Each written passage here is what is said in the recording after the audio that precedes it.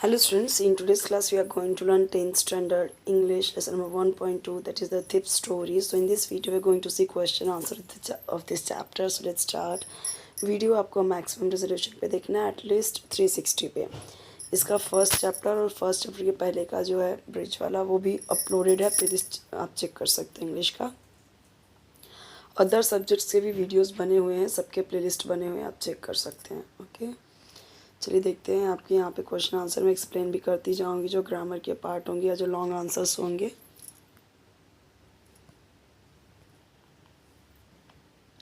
Warming up के जो questions होते हैं टेक्स्ट बुक के फर्स्ट पेज में, उसके आंसर्स यहाँ पे दिए गए हैं, देख सकते हैं आप.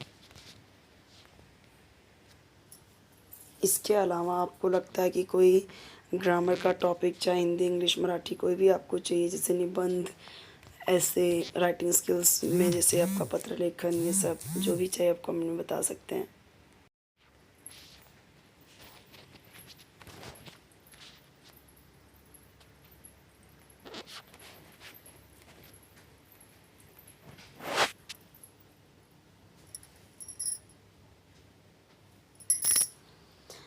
देखिए यहाँ पे जो हार्ड वर्ड है उसके यहाँ पे मीनिंग दी है फ्लैटरी, यानी किसी की चापलूसी करना. इनसिंसियर प्रेज, यानी कि आप दिल से वो तारीफ़ नहीं कर रहे हो. ओके. मॉडेस्टली मीन्स क्या, in a humble way, without boasting, यानी कि एक हम्बल वे में, विनम्रता से. बोस्टिंग का मतलब क्या होता है? बोस्टिंग का मतलब होता है बड़कई, जैसे अपना बहुत बड़प्पन हाँकना, अपनी तारीफ़ करना. वो ग्रंटिंग मीन्स मेकिंग लो रफ गटरल साउंड, यानी कि ग्रंट करना, गुर्र गुर्र की आवाज़, इस तरीके से. Appealing means attractive in a way in order to get attention. अब यहाँ पे देखिए, ये जो क्वेश्चन, ये जो आपका दिया जाता है डू एज डायरेक्टेड, ये आपको पता होगा कि आप फिफ्थ से थर्ड फोर्थ से ही आपको आने लगता है डू एज डायरेक्टेड करके. अब उसमें रहता क्या, ग्रामर के सारे रहते हैं. अब उसमें अलग अलग टाइप्स के जो हैं टॉपिक्स, जैसे tenses, passive voice, direct indirect and correct incorrect, और जैसे कि आ गया आपका सेंटेंसेस, टाइप्स ऑफ सेंटेंसेस. अब ये क्या है, आपका टाइप्स ऑफ सेंटेंसेस का ही है. अब ये क्या हुआ, ये डायरेक्ट इनडायरेक्ट नरेशन हुआ, डायरेक्ट इनडायरेक्ट स्पीच ये हुआ, टेंसेस भी दिया जाता है. तो ये सारी चीज़ें आपको आनी चाहिए. इसीलिए मैंने आपको पहले ही बोला कि अगर आपको ग्रामर में कुछ अटक रहे हो, आपको कोई टॉपिक चाहिए, या राइटिंग स्किल्स आपको कुछ नहीं आ रहा है समझ, मतलब कोई ऐसा जिसमें आपको डाउट है, तो आप मुझे कमेंट में बता सकते हो, मैं वो प्रोवाइड कर दूँगी, एक्सप्लेन कर दूँगी. ओके. अब पर्सनल, जैसे अब यहाँ पे दिया आई कांट पे यू, तो कांट है ये, यानी नेगेटिव है. इसे किस में करना है, अफर्मेटिव में करना है. तो अब यहाँ पे विदाउट नॉट सेंटेंस यही आना चाहिए. सेंटेंस तो यही आना चाहिए कि आई कांट पे यू, मैं आपको पे नहीं कर सकता. बट कैसे, बिना नॉट के, बिना नॉट नेवर के आपको वो बताना है. नॉट, नो, नेवर नहीं आना चाहिए. तो क्या बोला यहाँ पे, आई एम अनेबल टू पे यू, यानी मैं आपको पे नहीं कर सकता. यहाँ पे भी वही चीज़ है, यानी कि मैं आपको पे करने की योग्य नहीं हूँ. तो सेम ही मीनिंग आया, बट यहाँ पे नॉट नहीं आया. तो ये क्या हो गया, अफर्मेटिव सेंटेंस बना दिया. I want to work for you, I said. अब ये क्या हुआ, डायरेक्ट इनडायरेक्ट में चेंज इनटू इनडायरेक्ट स्पीच. अब होता क्या है, जो सब्जेक्ट होता है ना वो सबसे पहले आ जाता है. जब ये दिया हुआ डायरेक्ट में, तो इसको किस में चेंज करना है, इनडायरेक्ट में. तो इनडायरेक्ट में क्या होता है, जो आपका सब्जेक्ट होता है वो सबसे पहले आता है, फिर वर्ब आता है. ठीक है. तो आई सेड, और फिर उसके बाद दैट यूज़ करते हैं, वेदर, इफ़ यूज़ करते हैं. वो अलग अलग सिचुएशन में यूज़ होता है. कहीं पे वेदर यूज़ होगा, कहीं पे इफ़ यूज़ होगा, कहीं पे तो अलग अलग, कहीं कहीं पे दैट यूज़ नहीं होगा. तो I want to work for you, I said. अब इसे इंटर स्पीच में कैसे करेंगे, I said that I wanted to work for him, कि मैंने कहा कि मैं उसके लिए काम करना चाहता हूँ. अब ये बहुत अच्छा है, बट ये पूरा आप समझोगे तो समझेगा. पर्सनल रिस्पॉन्स में देखिए, think and write in your own words. Why did Anil employ Hari as a cook even though he could not afford to pay him. तो अनिल चाहता था कि कोई उसके लिए कुक करे. He felt that perhaps Hari could cook for him. उसे लगा कि शायद हरी कुक कर सकता है. And in return he could feed him, और उसे खिलाएगा. As he could not afford to pay him, उसे अफोर्ड पे नहीं कर सकता ना, इतना नहीं है उसके पास. Anil was also kind hearted and probably felt sorry for Hari. Okay, we should learn from our own mistakes. Explain. Yes, see, first of all we should accept and understand that we have made a mistake. तो पहले तो ये जानना ज़रूरी है. Then we should analyze and find out what went wrong. फिर उसके बाद हमें क्या करना चाहिए, एनालाइज करना चाहिए, फाइंड करना चाहिए कि क्या गलत हुआ. Everyone makes mistakes, हर कोई गलतियाँ करता है. But we should learn our lesson from them. हमें उस गलतियों से, उन गलतियों से लेसन लेनी चाहिए, शिक्षा सीखनी चाहिए. Only then will we be able to progress and become good human beings. तभी हम अच्छे इंसान बन सकते हैं और प्रोग्रेस कर सकते हैं. However learning from the mistakes of others is probably a better option. दूसरों की गलती से भी सीख लो तो ज़्यादा बेटर है, खुद गलती वो करो ही नहीं, ऐसा बोला जा रहा है यहाँ पे.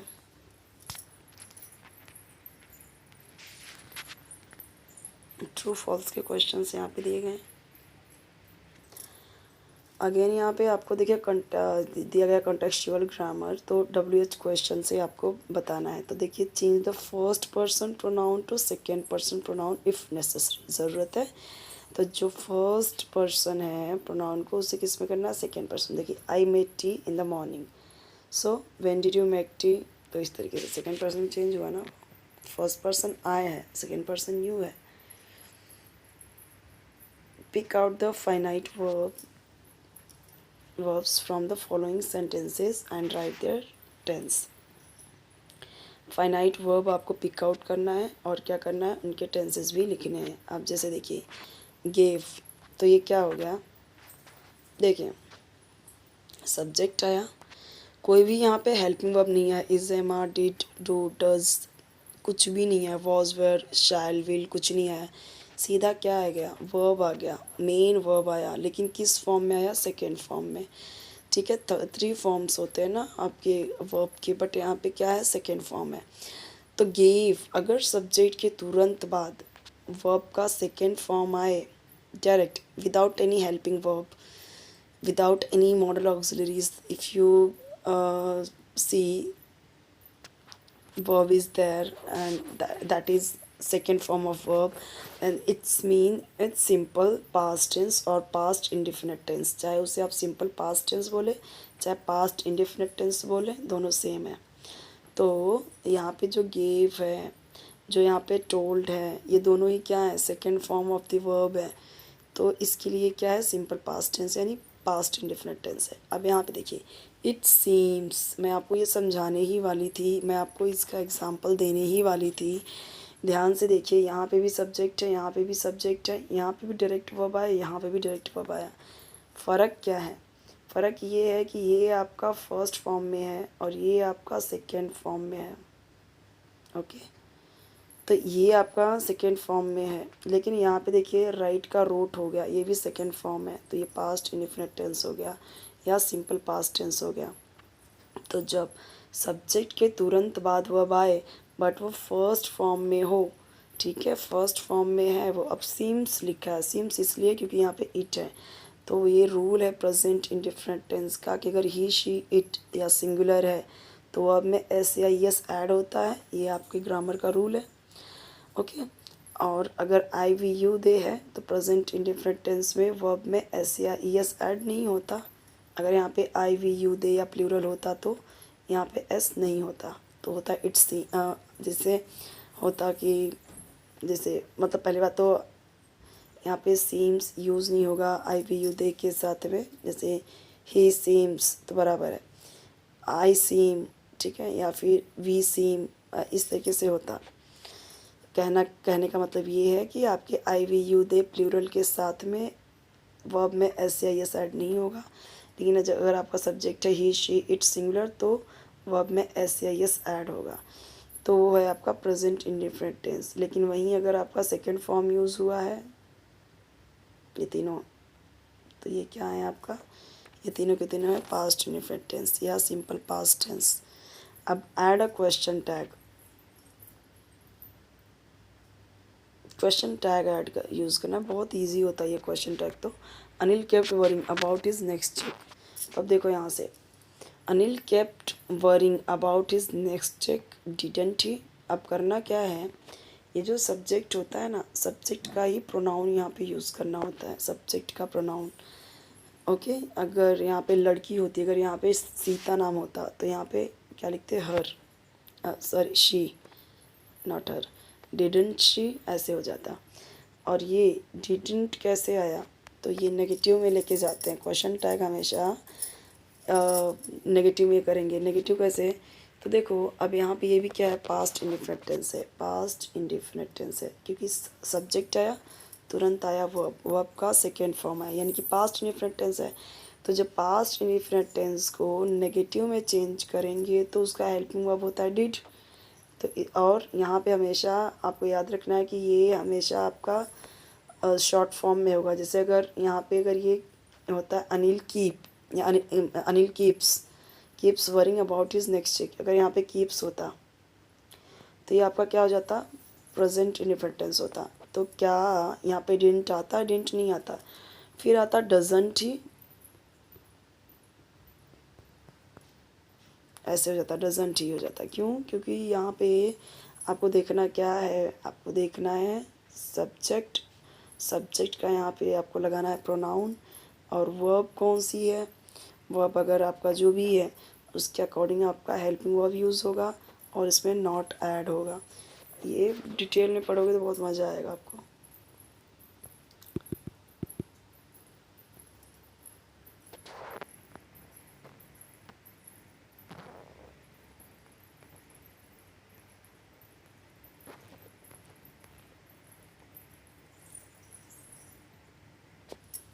ग्रामर बहुत इंटरेस्टिंग होता है, बट ये डिपेंड करता है कि आप किस तरीके से पढ़ रहे हो। आप अगर पढ़ोगे तो आपको बहुत मज़ा आएगा। बहुत अच्छे अच्छे रूल्स होते हैं, बट वो सब लर्न करने होते हैं, मेमोराइज़ करने होते हैं, वो अच्छे से दिमाग में बिठाने होते हैं, तो मज़ा आता है वो बनाने में, चेंज करने में। ठीक है,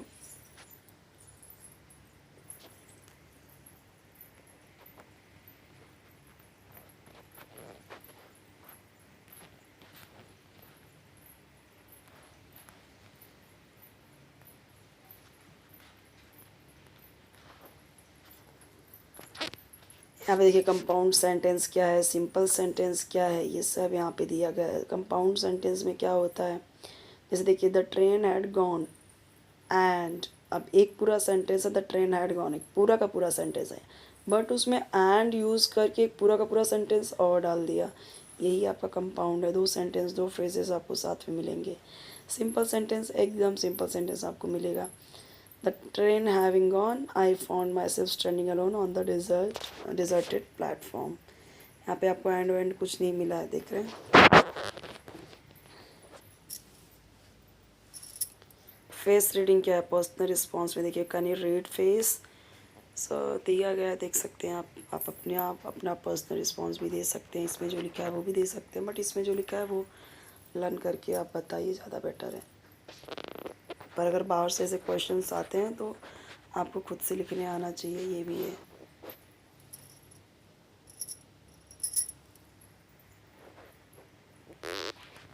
और ये चीज़ आपको हमेशा तैयार रहना होगा कि अक्सर आप देखोगे तो आपके ग्रामर का हिंदी इंग्लिश मराठी के जो क्वेश्चंस होते हैं ऐसे ग्रामर वाले, राइटिंग स्किल्स वाले, वो अक्सर आपके क्वेश्चंस बाहर से ही होते हैं, ऐसे ही कुछ कुछ भी दे देते हैं। ज़रूरी नहीं है कि एज़ इट इज़ कॉपी करके आपके डाइजेस्ट का या आपके टेक्स्ट बुक का ही आए। ग्रामर और राइटिंग स्किल्स अक्सर आपको बाहर से दे देते हैं, तो आपको तरीका पता होना चाहिए, मेथड्स पता होने चाहिए लिखने का, ठीक है, ताकि बाहर से आएँ तो आप इस तरीके से प्रिपेयर रहो कि आप कर सको। तो ओन आंसर लिखने की आपको आना चाहिए, प्रैक्टिस होनी चाहिए इतने अच्छे से।